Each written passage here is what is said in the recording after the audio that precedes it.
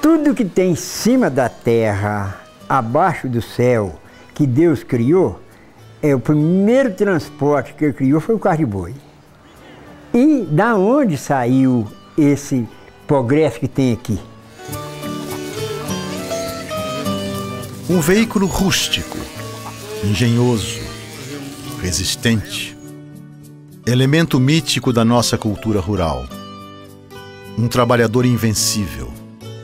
O primeiro instrumento de transporte em terras brasileiras. O carro de boi rompeu matas, desbravou o silêncio e o segredo do sertão. Abriu caminhos, formou vilas, povoados. Em meio ao correr dos tempos, o carro de boi não se entregava, não se abatia.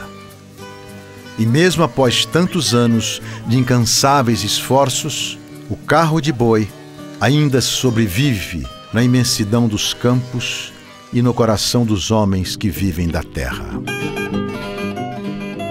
Nos primeiros 50 anos de nossa colonização, o carro de boi foi utilizado nas extrações do pau-brasil. Já durante o ciclo da cana-de-açúcar, participou da expansão dos engenhos, das matas carregadas de lenha para as fornalhas, dos canaviais para as moendas, e o açúcar transportado para os portos com destino à metrópole portuguesa. Nossos principais produtos agrícolas eram transportados pelo carro. Seguiam para as cidades, e das cidades chegava o que não se produzia nas roças. Esse valioso instrumento agrário testemunhou grandes acontecimentos e fatos marcantes que nortearam as etapas de nosso desenvolvimento. Participou da marcha jesuítica na catequização do Brasil. Na exploração das minas de ouro, foi escravizado pela ganância do colonizador, mas teve força suficiente para presenciar o nosso mais importante momento. Ao lado de Dom Pedro I, o velho carro de boi proclamou a independência do Brasil. No quadro de Pedro Américo, abaixo e no canto esquerdo, o carreiro acompanha o momento supremo de nossa libertação. Por várias vezes, no entanto, o carro de boi presenciou cenas de sofrimento e horror nas guerras pelo interior do país. Pelo que se conhece, o carro de boi veio com os portugueses logo depois do descobrimento. Então a ideia que se tem é que veio com o Martim Afonso de Souza, né? Ali para a região de Santos e São Vicente. Depois, em 1530. Depois também é certo que veio com Tomé de Souza em 1549 para a Bahia. O Tomé de Souza trouxe bois e gados, né? Primeiro governador-geral do Brasil. De modo que o carro de boi veio, os bois, tá? A utilização foi imensa, porque até então só tinha os índios. E se não fosse o carro de boi, nós não tínhamos o que nós temos hoje, puxado pelo carro de boi. Tudo, você precisa de um pau, você pega o carro de boi. Você precisa de qualquer uma coisa, você pega o carro de boi. É igual nós conversamos.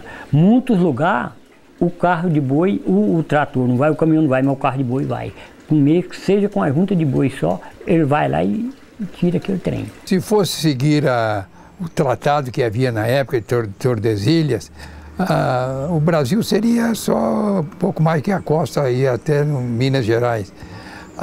Com o carro de boi, com os bandeirantes, eles levaram a civilização portuguesa até quase que os Andes, né? Foi o Mato Grosso, o Amazonas, o Acre. O alargamento do território brasileiro se deve muito aos bandeirantes e ao carro de boi que transportava. Se os portugueses descobriram o Brasil, não tem dúvida que o carro de boi ajudou a descobrir o interior do Brasil. Por mais de 400 anos, desde que desembarcou no país, O carro de boi tem sido um instrumento de extrema relevância para a expansão rural brasileira. Longas viagens de produtos agrícolas só se faziam possíveis pelas rodas maciças do carro, pela marcha resistente e compassada dos animais. Mesmo com a evolução dos tempos, com o advento de importantes descobertas na atividade rural e com meios de transporte cada vez mais modernos, há ainda quem viva do ofício de construção do carro de boi. Um carro de boi bem feito, com todas as peças bem cortadas e montadas, pode ficar pronto em 30 dias. Um dos grandes segredos é saber esperar o tempo certo do corte da madeira. Para a produção das rodas, a sucupira tem a preferência. Das matas até o corte da madeira para formar as duas peças, o tempo de maturação pode chegar a 2 anos. É um trabalho de puro artesanato, que pode dar ao carro uma vida de mais de 50 anos. A minha vida foi ganhando dinheiro, fazendo carro de boi e ferragem de carro de boi. Ainda ganho dinheiro até hoje com isso aí. A minha roça é essa. Antigamente, os antigos diziam que um preço de um carro era o preço de uma junta de boi de guia boa. Então, uma junta de boi de guia, hoje, é valor de umas 3 vacas boas. De 3 vacas boas de leite. Tem muita encomenda, não fica à toa nem um dia e só trabalha no carro de boi. Eu considero os bois como meu amigo, meu companheiro, que a gente trabalha junto dia a dia. Ele nasce, eu vejo ele nascer, cresce, eu amanso, com amor, com carinho. Então eu considero ele como meu amigo e meu companheiro de trabalho de dia a dia. E nós vivemos juntos a vida inteira. Nessas alturas, se fosse um trem que tivesse condição, eu compraria todos aqueles boi que me ajudou a construir a minha vida, a minha casa, meu pedacinho de chão, o que eu fiz para o meu pai, o que eu fiz para alguns companheiros, alguns amigos, meus filhos. Eu compraria tudo e botar lá dentro do meu pasto e deixar morrer de velho lá, agradecendo eles, para que ninguém comesse eles pelo que eles fez por mim. Valeu a pena, porque eu nunca fiz para eles, apenas judiei com eles. E eles apenas me ajudou. Eles nunca judiaram comigo. O carro de boi está na nossa veia, está na nossa cabeça, está no nosso sangue, está na nossa alma, está na nossa família. O carro de boi não morreu. O carro de boi existe aqui. Menos, mas o carro de boi existe aqui.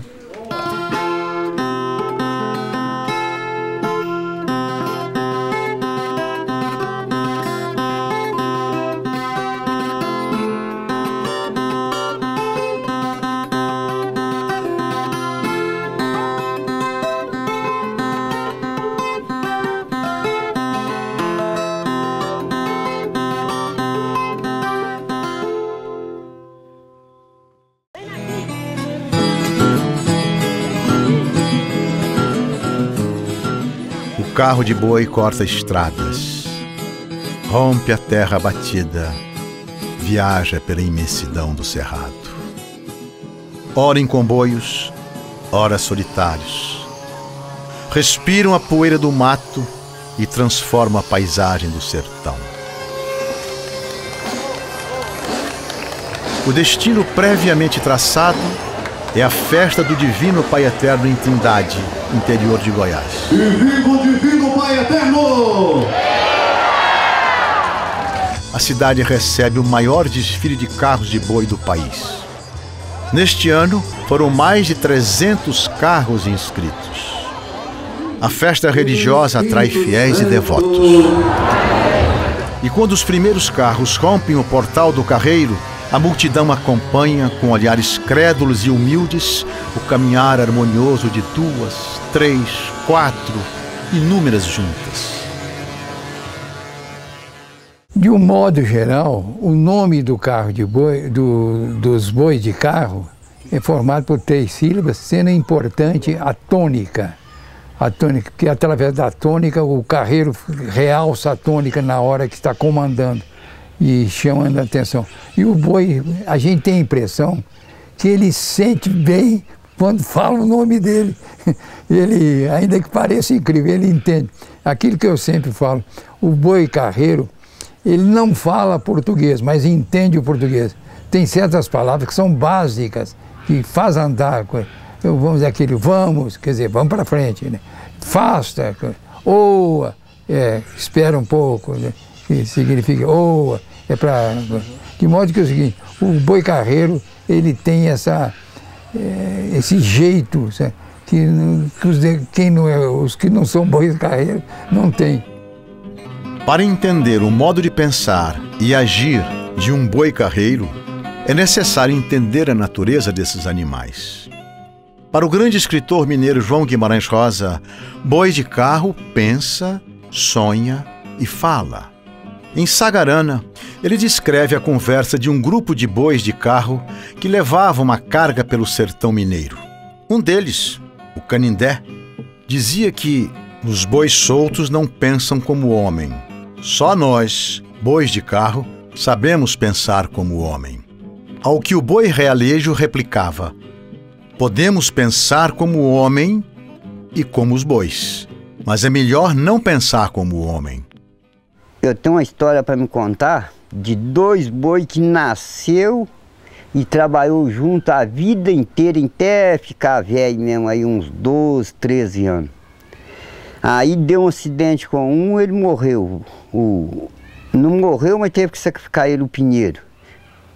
E ficou outro, trabalhava com ele a junta certa lá, que era o Chibante, ficou andando aí lá na fazenda, coitado, perdido, para baixo, para cima, ia num lugar, ia no outro, com que estava caçando um troço para comer, para andar. Aí um dia nós estávamos almoçando lá na fazenda, do lado de fora da casa. Aí ele veio lá do lado da bomba d'água, veio devagarzinho, devagarzinho. E eu tinha mudado a caveira do outro boi lá pro cio lá embaixo lá, e pendurei ela numa trava lá. Aí ele chegou lá de Balacô, ficou olhando aquela caveira do outro companheiro dele. E o boi tampou, saía água no boi para tudo enquanto é lado. Assim, chorando mesmo, e continuou lá chorando, tem prova, tem tudo. É uma opção de gente que viu isso lá na fazenda, lá o boi chorando por causa do outro que tinha morrido lá. E eu chorei mais que o boi, ó. Chorei não, é só eu falar, até hoje ainda me dói assim por dentro de coisa, de tristeza. O dia que eu morrer, eu quero ir lá para São Pedro, quero ir dentro de um carro de boi. Se tiver condições, Deus vai me levar dentro de um carro de boi e chega lá e me colocar lá no lugar de eu ficar dentro de um carro de boi lá, e ao menos para me olhar ele. Se eu não puder carregar, ao menos olhar ele, eu quero. O carro segue sua viagem sem fim. E assim corre o tempo, as estações, o dia após dia. Seu canto nostálgico ainda ecoa na atmosfera do Brasil rural.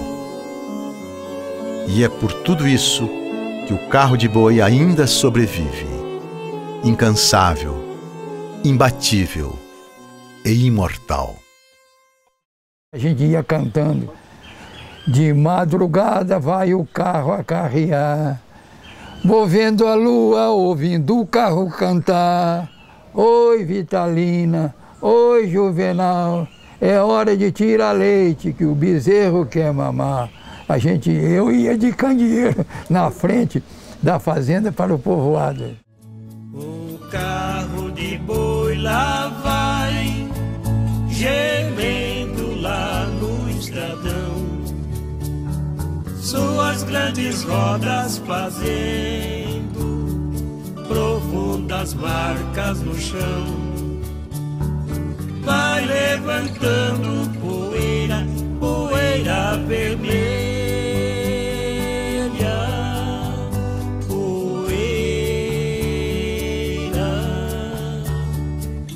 poeira do meu sertão. Olha seu moço a boiar,